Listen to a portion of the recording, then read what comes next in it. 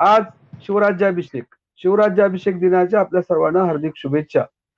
शिवराज्याभिषेक दिन आपल्या देशाच्या दृष्टीने विशेषतः इथल्या कष्टकरी श्रमकरी शेतकरी ज्यांना आपण शूद्र अतिशूद्र महात्मा फुलेंनी वर्णिलेलं आहे, अशा सर्वांच्या दृष्टीने अत्यंत महत्वपूर्ण दिवस आहे.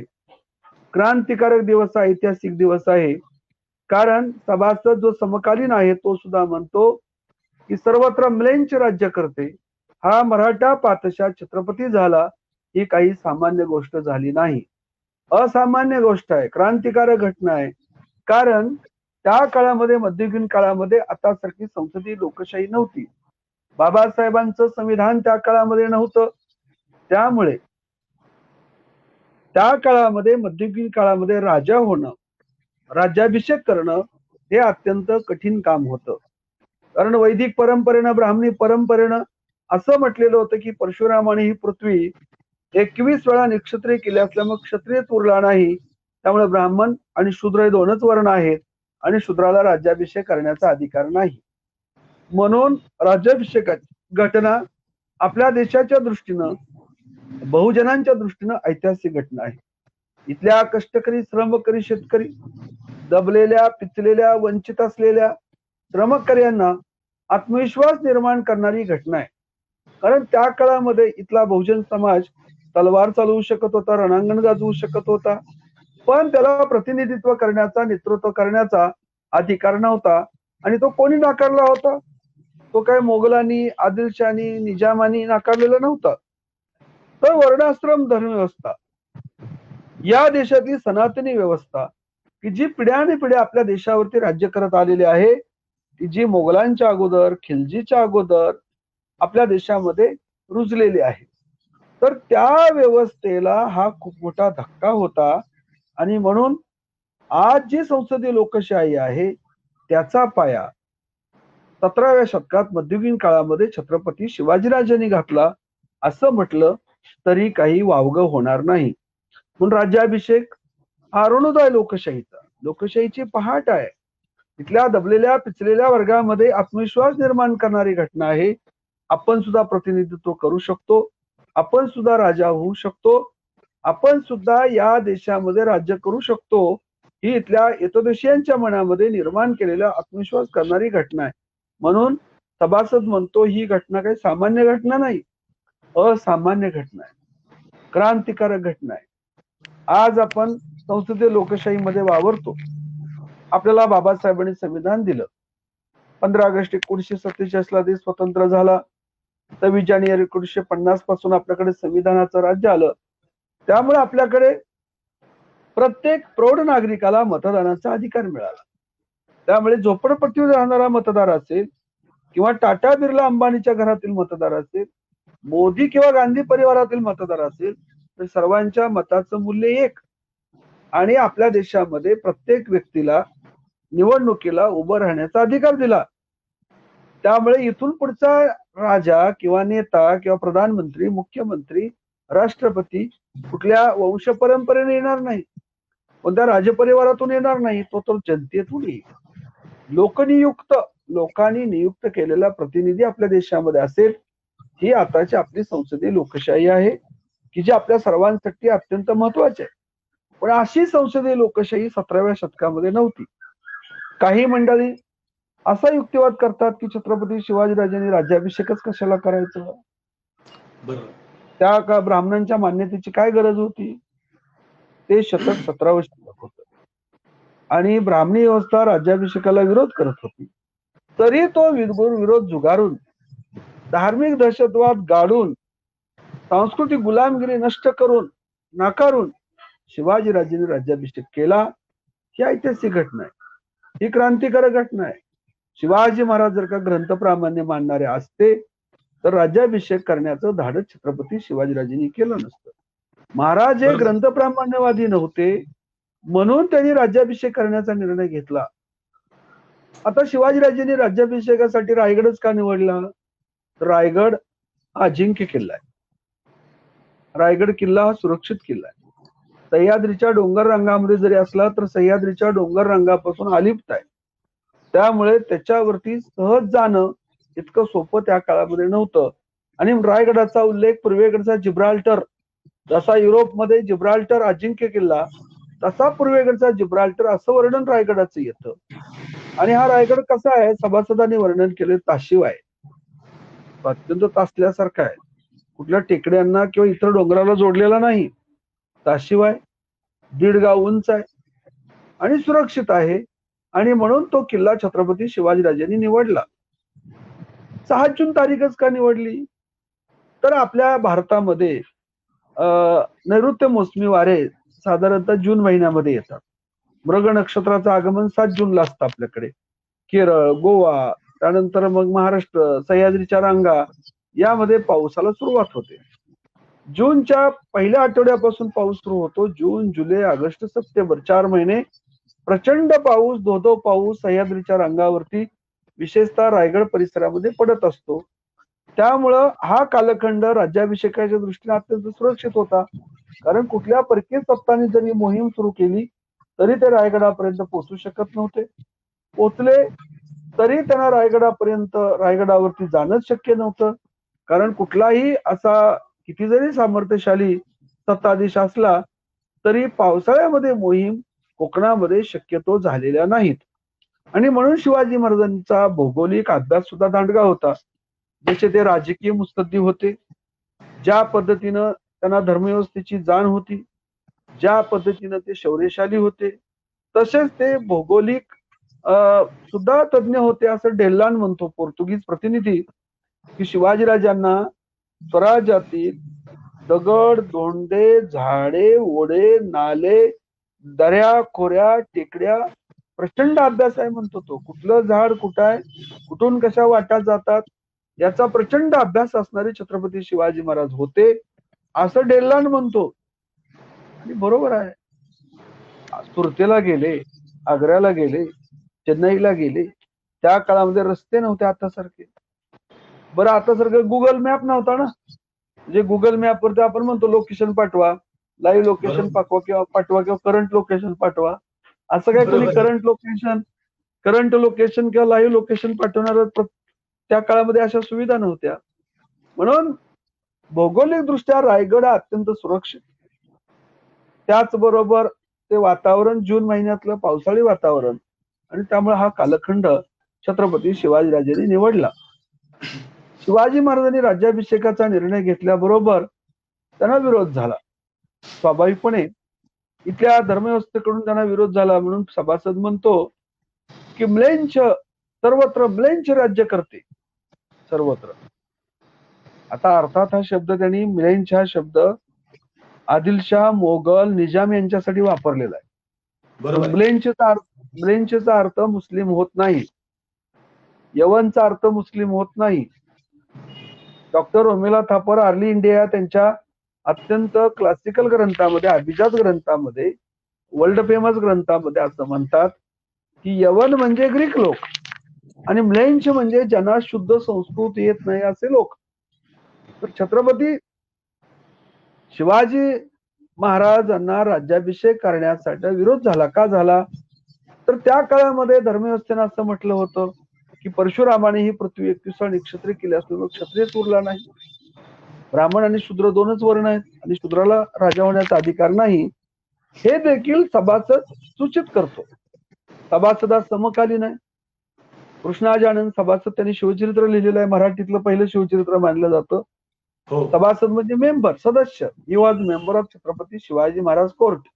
महाराजांच्या दरबारातील तो महत्वाचा सदस्य. त्यामुळे तो जे सूचित करतो की सर्वत्र म्लेंछ राज्य करते, म्हणजे याचा अर्थ इथला कष्टकरी, श्रमकरी, यतद्वेषीय म्हणजे 18 अपगड जाती, 12 बलुतेदारांना राजा होण्याचा, प्रतिनिधी होण्याचा अधिकार नव्हता. राजा होण्याचा अधिकार एक क्षत्रियांना होता आणि क्षत्रिय कालबाह्य झाले असं युक्तिवाद केला जातो. म्हणजे गंमत पहा, या देशातली ब्राह्मणी व्यवस्था, मोगलांना, आदिलशाहला निजामाबद्दल आक्षेप नव्हता राजा होण्याला, पण इथला जो कष्टकरी, श्रमकरी, शेतकरी, पिढ्यानपिढ्या भूमिपुत्र आहे, लढतोय, काबाड कष्ट करतोय, गुणवत्ता सिद्ध करतोय, तरी त्याला प्रतिनिधित्व करण्याचा अधिकार नव्हता. म्हणजे धर्मव्यवस्थेनं त्याला जखडबंद केलेलं होतं. बाबासाहेब आंबेडकर अॅनालिसिस ऑफ कास्टमध्ये वर्णन करतात की आपल्या देशातील विषमतेचं मूळ कशात आहे. अस्पृश्यतेचं मूळ जातीव्यवस्थेमध्ये आहे, जातीव्यवस्थेचं मूळ वर्णव्यवस्थेमध्ये आहे आणि वर्णव्यवस्थेचं मूळ हे धर्मव्यवस्थेमध्ये आहे. सनातनी धर्मव्यवस्था नष्ट केल्याशिवाय समग्र क्रांती समग्र समता आपल्या देशात येणार नाही असं बाबासाहेब आंबेडकर देखील अॅनालिसिस ऑफ कास्टमध्ये म्हणतात. म्हणजे शिवाजीराजेंनी राज्याभिषेकाचा निर्णय घेतल्याबरोबर त्यांच्या राज्याभिषेकाला विरोध झाला. सभासद तो विरोध नोंदवत नाहीत. सभासद जरी समकालीन असले तरी पुराण ग्रंथांचा त्यांच्या मनावरती प्रचंड पगडा होता. त्यामुळे त्यांचं चरित्र अतिशयोक्त आहे, अतिरंजित आहे, लालित्यपूर्ण आहे. पण त्यातलं जे काही प्रत्यंतर पुरावा आहे, महत्वाचं आहे, ते आपल्याला शोधता येतं. त्याला क्रॉस रेफरन्सेस म्हणतात. त्या क्रॉस रेफरन्सेसच्या माध्यमातून जसं संत ज्ञानेश्वर म्हणाले होते, मंथुनी नवनीता पैसे घ्यानंता वाया व्यर्थ कथा दंभधर्म. व्यर्थ कथा त्यातल्या बाजूला सारून, त्या व्यर्थ कथा बाजूला सारून त्यातलं जे गाभा आहे, अर्क आहे, सत्य आहे, ते आपल्याला शोधता येतं प्रत्यंत पुराव्याच्या माध्यमातून. तेवढं मात्र निश्चितपणे करता येतं. सभासद म्हणतो की गागाभट्ट स्वतःच काशीवरून आला, शिवाजीराजांनी 5 लाख सैन्य जमा केलंय, 4 पातशाया दाबल्या, त्यामुळे शिवाजीराजांना राज्याभिषेक झाला पाहिजे म्हणून गागाभट्ट आला. बाबासाहेब आंबेडकर आणि हुवेर शुद्राज मध्ये प्रबोधनकार ठाकरेंनी जे वर्णन केलंय, बाबासाहेब आंबेडकर तर जागतिक कीर्तीचे विद्वान होते. ते घटना तज्ञ होते, इतिहास तज्ञ होते, कायदे तज्ञ होते, कृषी तज्ञ होते, जलतज्ञ होते. बाबासाहेब काय नव्हते असं म्हटलं जातं. इतक्या क्षेत्रावरती आणि विषयावरती त्यांचं प्रभुत्व होतं. तर ते म्हणतात की त्या काळामध्ये बाबासाहेब असं म्हणतात की निर्णय विकले जात होते. बरोबर आहे. जे धनसंपत्ती घेऊन निर्णय विकले देखील जात होते. शूद्राला क्षत्रिय केलं जात होतं, क्षत्रियाला शूद्र केलं जात होतं. आणि मग त्या हुवेर शूद्राचा जो उत्तरार्ध आहे ते छत्रपती शिवाजीराजांचे चरित्र, राज्याभिषेकाचं वर्णन बाबासाहेबांनी इत्थंभूत आणि पुराव्याच्या आधारे केलेलं आहे. तर राज्याभिषेकाला विरोध केला. विशेषतः त्यांच्या मंत्रिमंडळातील मंत्रीच त्यांच्या राज्याभिषेकाच्या विरोधात होते. कारण राज्याभिषेकानं इथल्या दबलेल्या, पिचलेल्या, उपेक्षित, वंचित वर्गाला प्रतिनिधित्व मिळणार होतं आणि ते शिवरायांच्या रूपाने मिळणार होतं. म्हणून त्यांच्या राज्याभिषेकाला विरोध झाला. पण इथला बहुजन समाज, कष्टकरी समाज त्यांच्या पाठीशी खंबीरपणे उभे होते. शिवाजी महाराज काही लेचेपेचे नव्हते, धर्मव्यवस्थेला अशा आहारी जाणारे नव्हते. ते काय धर्म सांगतोय की राज्याभिषेक करायचा नाही, बरं ठीक आहे मग कॅन्सल करू, असे काही तडजोडवादी शिवाजी महाराज नव्हते ना. ते बुद्धिप्रामाण्यवादी होते, म्हणून हिंमत केली राज्याभिषेक करायची. ते जर ग्रंथप्रामाण्यवादी असते, ग्रंथ सांगतात, धर्मव्यवस्था सांगते राज्याभिषेक करता येणार नाही, तर महाराज म्हणले असते ठीक आहे आपण कॅन्सल करूया. शिवाजीराजांचं मोठेपण यात आहे की ते धर्मव्यवस्थेच्या समोर झुकले नाही. आणि विशेषतः त्यांच्या क्रांतिकारक माता, ज्या राजमाता जिजाऊ लढवय्या होत्या, हिम्मतवान होत्या, निर्भीड होत्या, त्यांचं वर्णन परमानंदाने देखील केलेलं आहे, शौर्यशाली होत्या. शिवाजीराजांचं विद्यापीठ, ज्ञानपीठ, प्रेरणापीठ होतं. संकटसमयी लढणाऱ्या होत्या, रडणाऱ्या नव्हत्या. त्या देखील शिवाजीराजांच्या पाठीशी राज्याभिषेकाच्या प्रसंगी खंबीरपणे उभ्या आहेत. आता राज्याभिषेक कसा झाला, काय झाला, किती विधी झाले. शिवाजी महाराज प्रतापगडावरती गेले, भवानी मातेला सोन्याचं छत्र अर्पण केलं, दर्शन घेतलं, परत ते रायगडावरती आले आणि वेगवेगळ्या प्रकारचे विधी झाले. सभासद म्हणतो की 50,000 ब्राह्मण रायगडावरती आले होते. ते अतिशयोक्त आहे. इतके ब्राह्मण आलेले नसावेत, शक्य नव्हतं. त्यावेळेस महाराष्ट्राची लोकसंख्या, देशाची लोकसंख्या, त्याचा डाटा उपलब्ध आहे. तसंच इतके लोक, इतक्या संख्येने ब्राह्मण येणं हे कदापि शक्य नाही. पण अतिशयोक्ती वर्णन त्या सभासद मध्ये आहेत. समकालीन डच कागदपत्रामध्ये उल्लेख येतो की 11,000 लोक रायगडावरती असले पाहिजेत असं डच. आणि ते समकालीन डच पत्रव्यवहार, जिथे डच, फ्रेंच, पोर्तुगीज, इंग्रज यांचा जो पत्रव्यवहार चालायचा, त्यांच्या वखारी होत्या. पोर्तुगीज गोव्याला आहेत, मुंबईला आणि सुरतला ब्रिटिश आहेत, वेंगुर्ल्याला डच आहेत, फ्रेंच आहेत. तर ते इथं घडणाऱ्या घटना पत्राच्या रूपानं, पत्रव्यवहाराच्या रूपानं त्यांच्या देशात कळवतात. ब्रिटिशांकडे डायरी देण्याची पद्धत होती. राज्याभिषेकाच्या प्रसंगी 2 महत्वाच्या व्यक्ती त्या ठिकाणी उपस्थित आहेत की प्रत्यक्षदर्शी ज्यांनी वर्णन केलेलं आहे, लिहून ठेवलेलं आहे. त्यामध्ये कृष्णाजी आनंद सभासद, सभासदाची बखर, राज्याभिषेकानंतर सुमारे 20-22 वर्षांनी लिहिलेले आहे राजारामाच्या काळामध्ये जिंजी या ठिकाणी. म्हणजे सभासद समकालीन आहे, पण वर्णन 22 वर्षांनी लिहिलेलं आहे. हेनरी ऑक्झिंडेन जो ब्रिटिशांचा प्रतिनिधी रायगडावरती शुभेच्छा देण्यासाठी आलेला आहे, ब्रिटिशांकडे डायरी लिहिण्याची पद्धत होती, दैनंदिनी लिहिण्याची पद्धत होती, जशी जयदेशकावली. जसं मोगल पोर्तुगीज आदिलशाहकडे देखील दैनंदिनी लिहिण्याची पद्धत होती, तसं हेनरी ऑक्झिंडेनने देखील डायरी लिहिलेली आहे.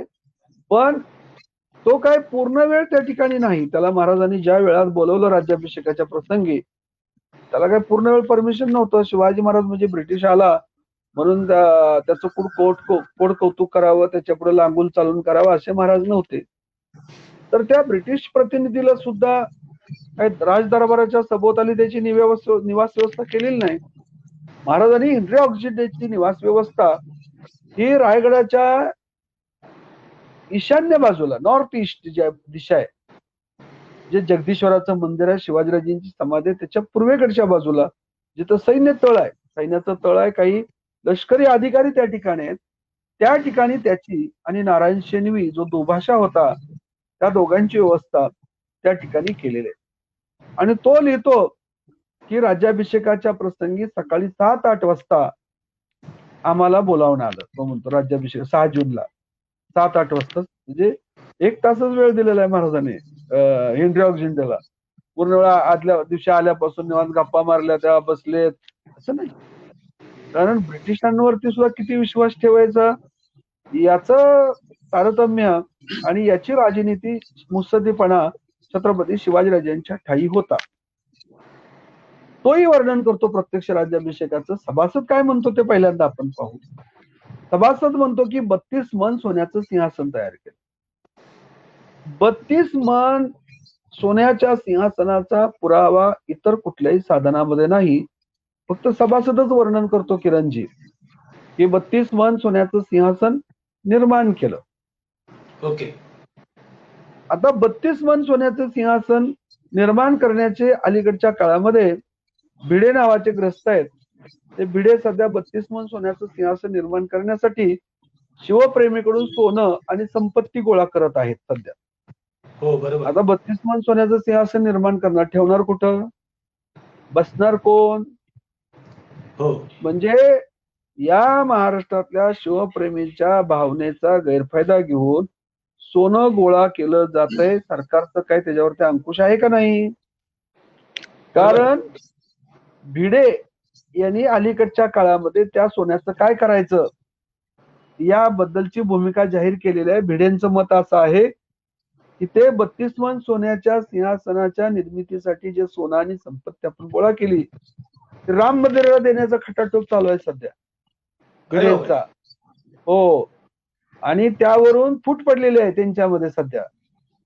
भिडेंच्या संघटनेमध्ये फूट पडलेले आहे आणि भिडेंचे समर्थक ते 32 मन सोन्याच्या सिंहासनासाठी गोळा केलेलं सोनं आणि संपत्ती राम मंदिराला देण्याची भिडेंची जी काय भूमिका आहे त्याला काही त्यांच्या अनुयायांचं समर्थन आहे आणि काही अनुयायांचा विरोध आहे. ओके. फूट पडलेली आहे त्यांच्या, सध्या मोठी फूट पडलेली आहे. हे त्याच्या काही बातम्या माध्यमांमध्ये देखील सांगली जिल्ह्यातल्या आलेल्या आहेत.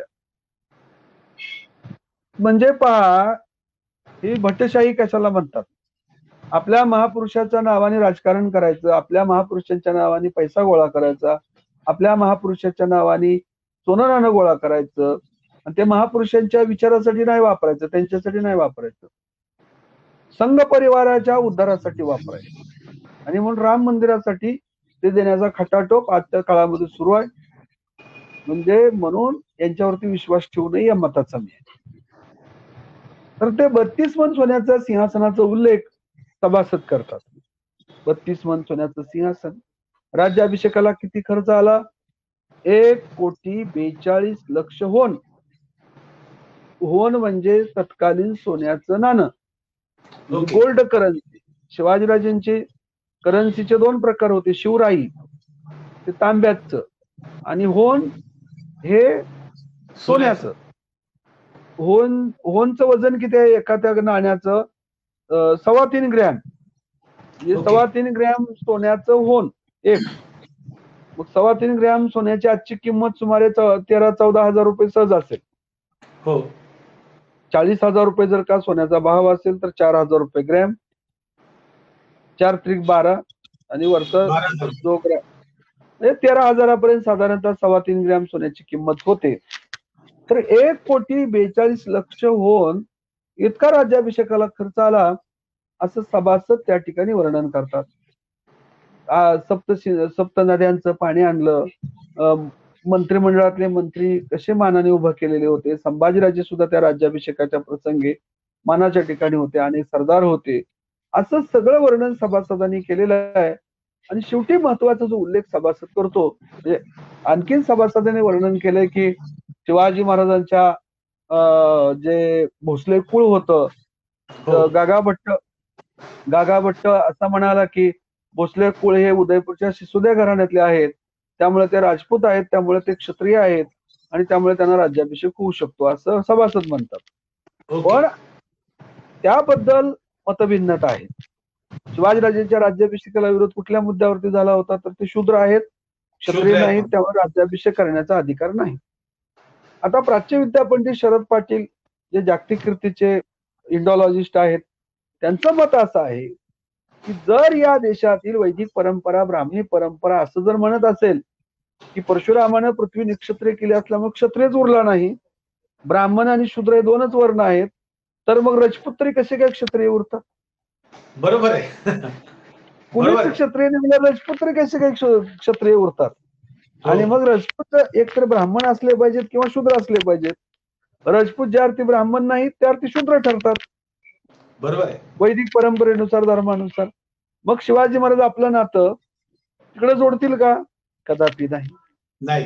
आणि मुळात म्हणजे आपल्याकडच्या काही सरंजामदारामध्ये एक प्रकारचं चुकीची धारणा आहे की आम्ही राजस्थान मधून आलोय, आम्ही राजपूत कुळातले आहोत, राजपूत कुळातले आहोत म्हणून आम्ही शूर आहोत, ही अंधश्रद्धा आहे. राजपुतांना मी कमी नाही लेखत, कोणालाही कमी लेखू नये असं आपलं संविधान सांगतं. जात, धर्म, पंथ, प्रांत, भाषा, लिंग यावरून भेदभाव करू नये अशी संविधानात्मक तरतूद बाबासाहेबांनी केलेले. सगळी माणसं समान आहेत या मताचा मी आहे. बुद्ध म्हणाले, अरे प्राण्यात जातेत, पक्षात जातेत, वनस्पतीमध्ये जातेत, माणसात मला जाती दाखवा.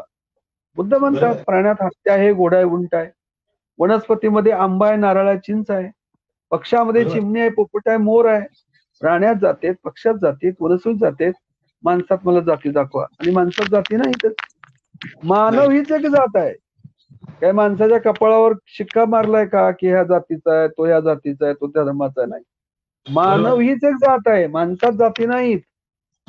त्यामुळे माणसानी माणसाशी लग्न करणं याला मी म्हणतो सजातीय लग्न. हो माणसानी माणसाशी लग्न करणं सजातीय लग्न. जर माणसानी गाढवा बरोबर, घोड्या बरोबर किंवा माकडा बरोबर, हत्ती बरोबर लग्न केलं तर ते आंतरजातीय विवाह होईल.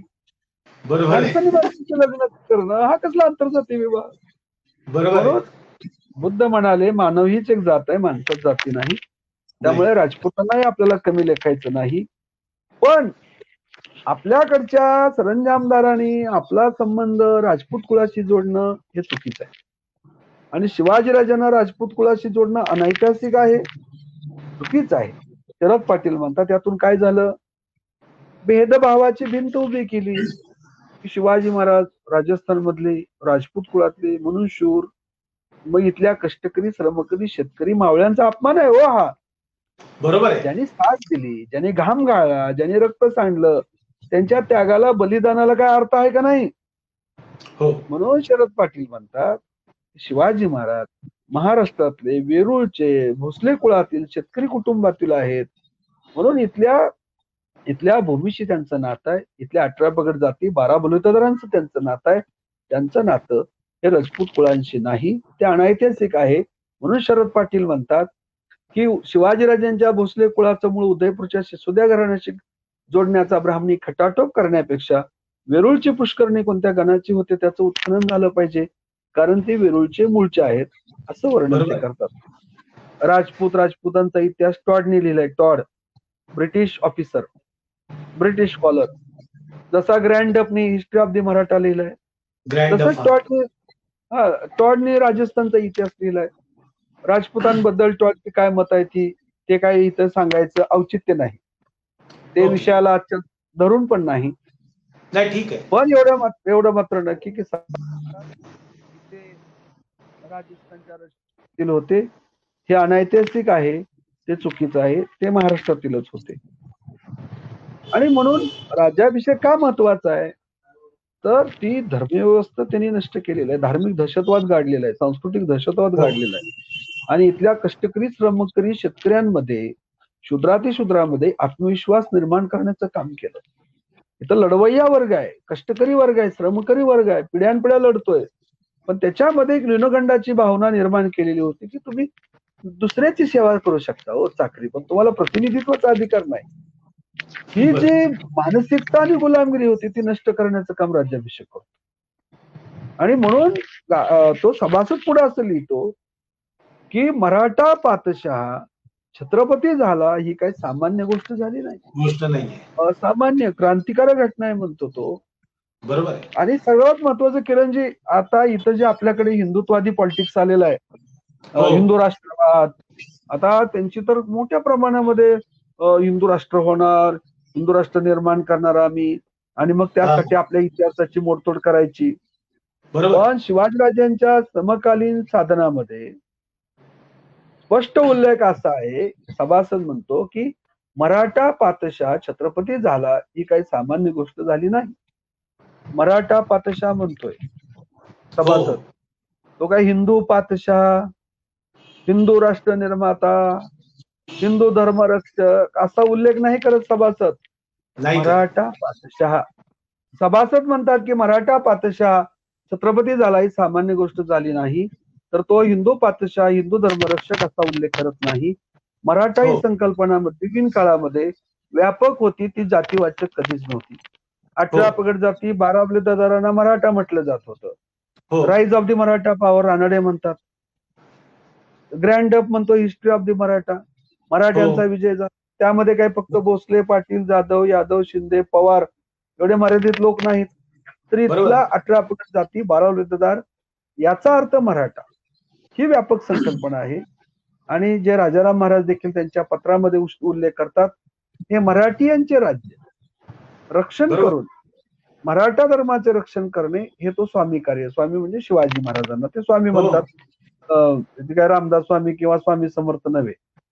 तर ते वर्णन छत्रपती राजाराम महाराजांच्या पत्रामध्ये आलेला आहे. तर तो उल्लेख अत्यंत महत्वपूर्ण आहे. जे काय अलीकडे इतिहासाची मोडतोड करून हिंदुत्ववादी पॉलिटिक्स, ज्याला ब्राह्मणी पॉलिटिक्स, ज्याला सनातनी पॉलिटिक्स असं म्हटलं जातं, की जे आपल्या संविधानाच्या विरोधात आहे, लोकशाहीच्या विरोधात आहे, ते रुजवण्याचं काम इतिहासाची मोडतोड करून सुरू आहे. म्हणून बाबासाहेब आंबेडकर म्हणाले होते की जो समाज, जो देश, जे राष्ट्र आपला खरा इतिहास विसरतो तो समाज कधी इतिहास घडवू शकत नाही.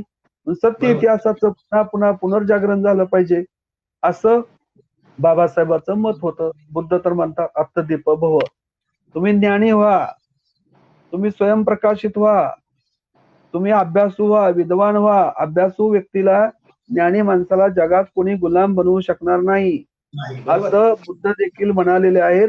आणि महात्मा फुले तर म्हणाले आपलं सगळं गेलं, अविद्येमुळे गेलं, ज्ञान गेलं, संपत्ती गेली, सगळं गेलं, इतके सारे अनर्थ एका अविद्येने केले असं फुले देखील म्हणालेले आहेत.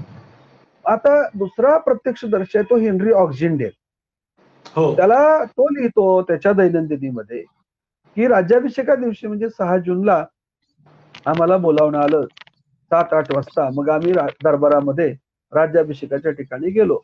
नारायण शेणवी जो दुभाषी आहे त्याला सोबत घेऊन हेनरी ऑक्झिंडेल त्या ठिकाणी पोचल्यानंतर ते हेनरी ऑक्झिंडेल काही 1 तासभर त्या ठिकाणी त्याला वेळ दिलेला असेल, तो दरबारात येऊन बसला. तर त्या 1 तासामध्ये, त्या वेळामध्ये जेवढं काही मला दिसतंय, जेवढं मी पाहिलं ते सगळं लिहिलंय असं म्हणतो तो.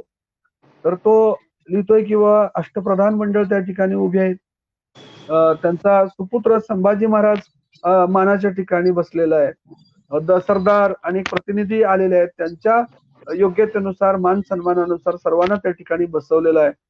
नारायण शेणवी यांच्याकडे शिवाजी महाराजांनी पाहिल्यानंतर आम्हाला महाराजांनी समोर बोलावून घेतलं आणि मग तो हो. हेनरी ऑक्झिंडे म्हणतो की शिवाजीराजांच्या राज्याभिषेकाला मी एक हिऱ्याची अंगठी दिलेली होती, हिऱ्याची अंगठी आणलेली होती. ती हिऱ्याची अरे वा. अंगठी आम्ही शिवाजीराजांना भेट दिली. म्हणजे ब्रिटिशांनी राज्याभिषेकाच्या प्रसंगी हिऱ्याची अंगठी शिवाजीराजांसाठी दिली होती. ती हेनरी ऑक्झिंडेनी महाराजांच्याकडे दिली आणि मग तो राज दरबारातून बाहेर पडलेला आहे, प्रवेशद्वारातून, आणि त्या ठिकाणी तो लिहितो की मी पाहिलं हा किल्ला अजिंक्य आहे, उंच आहे, ताशीव आहे आणि या किल्ल्यावरती मला हत्ती आणि घोडे दिसले म्हणतो. बरोबर हत्ती आहे. आणि हत्ती आणि घोडे कसे काय आले? गडावरती हो. कसे काय आले असं हो. आश्चर्य तो व्यक्त करतो. म्हणजे म्हणजे माणूस अर्ध्या चालता येत नाही, माणसाला जाता येताना अरुंद वाट आहे रायगडाची जे गेले अरुंद वाट असतील. आहे. एकदम बरोबर आहे. तर हा. हत्ती आणि घोडे गडावरती आले कसे याचं आश्चर्य व्यक्त करतो की ज्या ब्रिटिशांचं अर्ध्या जगावरती राज्य होतं त्या ब्रिटिशाच्या प्रतिनिधीनं शिवाजीराजांच्या राज्याभिषेक घेऊन महाराजांना मुजरा केला. हे राज्याभिषेकाचं महत्व आहे. बरोबर. हेच राज्याभिषेकानं काय झालं, सार्वभौमत्व आलं. राज्याभिषेकानं काय झालं, राज्य व्यवहार, पत्रव्यवहार तह करण्याचा अधिकार शिवाजीराजांना मिळाला. चलन व्यवस्था आली. शिवाजीराजांनी शिवशक सुरू केला. जसं ग्रेगरियन कॅलेंडर, हिजरी कॅलेंडर, फिसली शक, विक्रम संवत्सर, शालिवान शक आहे तसं शिवशक आला. करन्सी आली. आणि तत्पूर्वी राज्याभिषेकापूर्वी त्यांचा उल्लेख आहे एक जमीनदाराचा पुत्र, सरदाराचा पुत्र, सह्याद्रीचा बंडखोर असं समजलं जात होतं ना. राज्याभिषेकानं त्यांना आंतरराष्ट्रीय करार करण्याची सुद्धा परमिशन मिळाली राज्याभिषेकानं. सार्वभौमत्व हे खूप महत्वाचं असतं. ते सार्वभौमत्व छत्रपती शिवाजीराजांना मिळालं आणि ब्रिटिशांना सुद्धा आश्चर्य व्यक्त करावं लागलं ना. घोडे आणि हत्ती आली कसे, म्हणजे विज्ञानवादी रेनेसान्स झालेल्या युरोपच्या या लोकांना सुद्धा शिवाजीराजांनी आश्चर्य व्यक्त करायला लावलं. हे राज्याभिषेकाचं वैशिष्ट्य आहे. बरोबर आहे. तिथून मग तो नारायण शेणवी आणि हेनरी ऑक्झिंडे त्यांच्या मुक्कामाच्या ठिकाणी गेले. असं दोन प्रत्यक्षदर्शी महत्वाचे आहेत, एक सभासद आणि दुसरा हेनरी ऑक्झिंडे यांनी राज्याभिषेकाचं वर्णन केलं. म्हणून राज्याभिषेक भारतीय इतिहासातील अत्यंत मध्ययुगीन काळातली महत्वाची घटना आहे. मध्ययुगीन काळामध्ये राजेशाही होते, ढाल तालीची लढाई होती, आतासारखी लोकशाही नव्हती, पण त्या काळामध्ये सुद्धा त्यांनी लोकशाही मूल्य रुजवली. समतेचं राज्य आणलं, शूद्रातिशूद्रांना संधी दिली, महिलांचा सन्मान केला, आदर केला, लोककल्याणकार राज्य छत्रपती शिवाजीराजे निर्माण केलं. आणि त्या काळामध्ये धर्माची जी दहशत होती ती धार्मिक दहशतवाद गाडून इथल्या कष्टकरी श्रमकरी शेतकऱ्यांमध्ये आत्मविश्वास निर्माण करण्याचं काम केलं. म्हणून राज्याभिषेक आपल्या या लोकशाहीची पहाट आहे, लोकशाहीचा अरुणोदय आहे, लोकशाही व्यवस्थेची पायाभरणी आहे. म्हणून ही क्रांतिकारक घटना आहे. आणि या राज्याभिषेकाच्या निमित्तानं या महत्वाच्या दिवशी मॅक्स महाराष्ट्राने एका चांगल्या व्याख्यानाचं आयोजन केलं.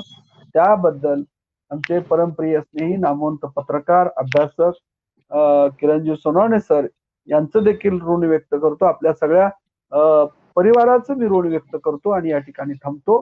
धन्यवाद. सर, एक दोन प्रश्न घेऊया का? अजून 10 मिनिटं आहे, घ्या एक दोन घेतलं. ठीक आहे. एक पहिला प्रश्न असा आहे आपला ह्या राज्याभिषेकाच्या निमित्तानं की सकाळी आपल्याकडे श्रीपाल सबनीस सर होते. बरोबर. श्रीपाल सबनीस सर असं म्हणाले की बाबा छत्रपती होण्यासाठी म्हणजे त्यांनी राज्याभिषेक याच्यासाठी करून घेतला की छत्रपती झाल्यानंतर त्यांना ब्राह्मणांना शिक्षा करण्याचा अधिकार मिळाला. तोपर्यंत छत्रपती होत नाही तोपर्यंत या देशामध्ये किंवा धर्मव्यवस्थेमध्ये अशी व्यवस्था होती की फक्त राजा असणारा मनुष्य हा काही ब्राह्मण व्यक्तींना, त्या ब्राह्मण धर्मीय व्यक्तींना त्याच्यावरती हे शिक्षा करू शकत नव्हता. तर हे कितपत खरंय? तसा जर आपण विचार केला तर छत्रपती शिवाजीराजांनी 10 नोव्हेंबर 1659 ला एका ब्राह्मणाला शिक्षा केलेली आहे. त्यांचं नाव आहे कृष्णा भास्कर कुलकर्णी. यांना शिक्षा केलेली आहे. 59 साली राज्याभिषेकापूर्वी शिक्षा केलेली आहे. राज्याभिषेकाच्या पूर्वी शिक्षा केलेली आहे शिवाजी महाराजांनी. त्यामुळं सबनीसांच्या वक्तव्यामध्ये तथ्य नाही असं मला वाटतं. परंतु राज्याभिषेकानं सार्वभौमत्व, न्यायदंडाचा आणि राजदंडाचा अधिकार मात्र त्यांना मिळाला होता. दुसरा एक त्यांनी मुद्दा इथे मांडला की छत्रपतींनी त्यानंतर 3 महिन्यांनी दुसरा एक राज्याभिषेक केला, त्याच्यामध्ये निश्चलपुरींच्या याच्यामध्ये. आणि ते निश्चलपुरींच्या याच्यामध्ये त्यांनी असं सांगितलं की लिहिताना त्यांनी शरद पाटलांचा, कॉम्रेड शरद पाटलांचा उल्लेख केला की त्यांनी सांगितलं की तिथे एका शूद्र स्त्री बरोबर लग्न केलं, लावण्याचा विवाह लावला. ती छत्रपती शिवरायांची 9वी पत्नी म्हणून मानली जाते, पण त्या पत्नीचा नाव उल्लेख कुठेच नाहीये, त्यामुळे ती घटनाच चुकीची आहे अशा पद्धतीचं त्यांनी सांगितलं. तर नेमकं तथ्य काय? मला खरं ते दुसऱ्या राज्याभिषेकावर बोलायचं विसरून गेलो मी. आपण पहिल्या राज्याभिषेकावरतीच खूप फोकस टाकला. शिवाजीराजांनी दुसरा राज्याभिषेक 24 सप्टेंबर 1674 रायगडावरतीच केला आणि त्याबद्दल 2 मतप्रवाह आहेत. एक मतप्रवाह म्हणतो की त्या राज्याभिषेकानंतर वीज कडाडली, जिजाऊंचं निधन झालं, रायगडावरचा वास्तूचा काही भाग कोसळला म्हणून शिवाजीराजांनी दुसरा राज्याभिषेक केला. अनेक अपशकुन घडल्यामुळं. पण शिवाजीराजांची विचारधारा, व्यक्तिमत्व पाहता त्यामध्ये तथ्य नाही, कारण महाराज स्वतः बुद्धिप्रामाण्यवादी होते. त्यांनी ग्रंथप्रामाण्य नाकारलं, आरमार दलाची उभारणी केली, सिंधुबंदी होती ती तोडली. त्यांना ज्यावेळेस राजाराम महाराजांचा जन्म झाला पालथा, त्यावेळेस शिवाजी महाराज म्हणाले, ज्या अर्थी माझा मुलगा पालथा जन्मला त्या अर्थी तो दिल्लीची पातशाही पालथी घालेल. इतके विज्ञानवादी, बुद्धिप्रामाण्यवादी शिवाजी महाराज होते. त्यामुळे अपशकुन घडले म्हणून दुसरा राज्याभिषेक झालेला नाही. शिवाजी महाराजांनी जाणीवपूर्वक, शिवाजी महाराज काय असे धर्मबोळे नव्हते ना, कुणाच्या तरी प्रभावाखाली जायला. कोणीतरी बोंधू बाबा आलाय आणि लगेचच विधी चला ह्यालाही समाधान करू असं नाही. अत्यंत विचारपूर्वक ती महत्वाची घटना आहे. शिवाजीराजांच्या जीवनातील ती ऐतिहासिक घटना आहे. दुसरा राज्याभिषेक 24 सप्टेंबर 1674 तांत्रिक पद्धतीनं, शाक्त पद्धतीनं दुसरा राज्याभिषेक झाला. शरद पाटील यांनी त्याबद्दल विस्ताराने लिहिलेलं आहे. दुसऱ्या राज्याभिषेकावर ऑथेंटिक, परिपूर्ण, अभ्यासपूर्ण लिहिणारा एकमेव विद्वान आतापर्यंत आहे ते म्हणजे प्राच्य विद्या पंडित शरद पाटील. आणि संभाजीराजांच्या सल्ल्याने दुसरा राज्याभिषेक केला असं शरद पाटील म्हणतात. कारण संभाजी महाराज हे संस्कृत विद्वान होते, ते शाक्तांचे आणि तांत्रिक परंपरेचे मोठे अभ्यासक होते असं शरद पाटलांनी पुराव्यानिशी मांडलेलं आहे. आणि संभाजीराजांची योग्यता ॲबेकडे जो 1672 भारतात आला होता, तर संभाजीराजे तर 15 वर्षाचे आहेत. तो असं म्हणतो की संभाजीसारखा पराक्रमी, सुंदर आणि बुद्धिमान राजपुत्र मी भारतात पाहिला नाही असं ॲबेकडे म्हणतो. फ्रेंच पर्यटक आहे तो. आणि गागा भट्टांनी एक संस्कृत ग्रंथ लिहिलेला आहे आणि तो ग्रंथ संभाजीराजाला अर्पण केलाय. म्हणजे संभाजीराजांची योग्यता किती असेल पहा. बरोबर. जे गागा भट्ट 4 वेद, 18 पुराण, 6 शास्त्र, स्मृती ग्रंथ, 2 महाकाव्य याचे निष्णांत पंडित होते ना, त्यांनी संभाजीराजाला ग्रंथ अर्पण केलाय. आपण एखादा आपली ग्रंथ कुणाला अर्पण करतो? कलाकृती आपलं स्वतःचा. बरोबर. जो त्या क्षेत्रातला विद्वान आहे, आपल्याला जे आदरणीय व्यक्ती आहे त्यांनाच अर्पण करतो ना. तर संभाजीराजाला अर्पण केलाय म्हणजे त्यावरून संभाजीराजांची योग्यता लक्षात येते. आणि दुसरा राज्याभिषेक शिवाजीराजांनी केला त्याबद्दलची मांडणी शरद पाटलांनी केलेली आहे. आणि किरणजी, तुम्ही तर ओळखता शरद पाटील, हे सामान्य व्यक्ती नव्हतं. शरद पाटील म्हणजे संस्कृत पंडित, पण ते पारंपरिक पंडित नव्हते, ते मार्क्सिस्ट होते. ते पारंपरिक मार्क्सवादी नाहीत, तर ते नव मार्क्सवादी, सौत्रांतिक मार्क्सवादी. आणि मार्क्सवादाला फुले आंबेडकरवादाशी त्यांनी जोडलं. फुले मार्क्सवाद, फुले आंबेडकरवाद हा त्यांचा गाजलेला ग्रंथ आहे. आणि ते पाचवी व्याकरणाचे मोठे अभ्यासक होते. अनेक दडपल्या गेलेला इतिहास त्यांनी बाहेर काढला. शूर्पणखेचा काढला, निवृत्तीचा काढला, आंबपालीचा काढला, बुद्धाचं चरित्र त्यांनी लिहिलंय. आणि शरद पाटलांनी ज्यावेळेस निवृत्ती, वेदामधली निवृत्ती शोधून काढली की या देशामध्ये स्त्रीराज्य व्यवस्था होती आणि सप्तसिंधूच्या खोऱ्यामध्ये स्त्रियांचं राज्य होतं देशात आपल्या सुरुवातीला. आणि त्या स्त्रीराज्याची महाराणी शूर्पणखा ही आपले निवृत्ती होती. मग त्यावेळेस प्रतिवाद केला डेक्कन कॉलेजचे Sanskrit Pandit doctor M.A. Mehendale. M.A. Mehendale मोठा म्हणून त्यांना डिलीट मिळालेले आहे. त्यांना भारत सरकारचा पद्मश्री पुरस्कार मिळालेला आहे. त्यांचं देखील मोठे योगदान आहे. M.A. मेहेंदळेंनी निवृत्ती या प्रकरणामध्ये आक्षेप घेतला. तर त्यांचा जो डिबेट चालला तो खूप दिवस चालला आणि त्यामध्ये शरद पाटील त्या डिबेटमध्ये जिंकले, विजयी झाले निवृत्तीमध्ये. शरद पाटलांचं शिवाजी महाराजांवरचं जे पुस्तक आहे ज्यामध्ये त्यांनी दुसऱ्या राज्याभिषेकाच्या संदर्भाने मांडणी केलेली आहे, त्या ग्रंथाचं प्रकाशन 1982 साली मुंबई या ठिकाणी झालं. त्या कार्यक्रमासाठी मला वाटतं डॉक्टर यदी फडके, आपले मुंबई विद्यापीठातले मोठे विद्वान डॉक्टर कांबळे सर, मला वाटतंय त्यांचं नाव सॉरी मी विसरलो, त्या कार्यक्रमाचे पाहुणे आहेत ते मुंबई विद्यापीठातले. तर त्या ठिकाणी शरद पाटील असं म्हणाले की मी जी शिवाजी महाराजांचा माझा ग्रंथ आहे त्या प्रकाशन समारंभातच त्यांनी सांगितलं याबद्दल जर कोणाचे काही मत असेल, कोणाला डिबेट करायचं असेल तर या तुम्ही चर्चा करा, डिबेट करा. कधी सांगितलंय? 1992 ला. शरद पाटील गेले 13, माझ्या माहितीने 13 गेले असतील, 2013 किंवा 14 ला. म्हणजे ग्रंथ लिहिल्यानंतर ते 22 वर्ष जिवंत होते. तोपर्यंत कोणी वाद केला नाही, मुद्दा वाढला नाही, प्रतिवाद केला नाही. ते म्हणतात या चर्चा करा, डिबेट करा, आणि त्यांना डिबेट आवडायचा किरणजी. बरोबर आहे. त्यावेळेस जर का ज्या विद्वानाचं नाव तुम्ही घेतलं त्या विद्वानाने जर का एखादं पुस्तक लिहून डिबेट केला असता शरद पाटलांची तर आणखीन माहिती आली असते ना पुढं. बरोबर. शरद पाटलांना डिबेट आवडायचा. शरद पाटील काही डिबेट करणाऱ्यांशी कधी वक्र दृष्टिकोन ठेवत नव्हते. त्यांना डिबेट आवडायचा, त्यांना आनंद वाटायचा डिबेट करण्यामध्ये. बरोबर. तर त्यांनी जो मुद्दा मांडलेला आहे त्यांचं मत असं आहे की दुसरा राज्याभिषेक शाक्त पद्धतीने केला आणि शाक्त राज्याभिषेक करण्यासाठी जी पूर्वअट आहे त्या पूर्वअटीमध्ये शैवविवाह येतो, त्याशिवाय तो दुसरा शाक्त पद्धतीने तांत्रिक पद्धतीने राज्याभिषेक होऊ शकत नाही असं त्यांचं मत आहे. आणि त्यांचा प्रतिवाद करणारा कुणी विद्वान त्यांच्या हयातीमध्ये 22 वर्षामध्ये पुढे आला नाही. त्यांच्या मृत्यूनंतर काही पैलवान त्यांच्या मृत्यूनंतर काही पैलवान विद्वान पैलवान मैदानात उतरलेले आहेत. त्यांचं आपण स्वागत केलं पाहिजे. पण मोठा पैलवान निघून गेल्यावर, मैदानातून मोठा पैलवान निघून गेल्यावर, हिंद केसरी निघून गेल्यावर आणि मैदान रिकामं झाल्यावर दंड पडण्यात काय अर्थ नसतो ना. बरोबर आहे. तर त्यावेळेस डिबेट व्हायला पाहिजे होता. आताही प्रतिवाद होऊ शकतो. शरद पाटलांची देखील चिकित्सा होऊ शकते या मताचा मी आहे. एक मुद्दा त्यांनी मांडला, शरद पाटलांची एकच मिनिट, शरद पाटलाची चिकित्सा होऊ शकते पण ती शरद पाटलाचं साहित्य न वाचता, शरद पाटलाची फिलॉसॉफी न वाचता, शरद पाटलाची फिलॉसॉफी समजून न घेता आणि शरद पाटलाचा द्वेष करून आणि त्यांच्या प्रती आकस बाळगून त्यांची चिकित्सा होऊ शकत.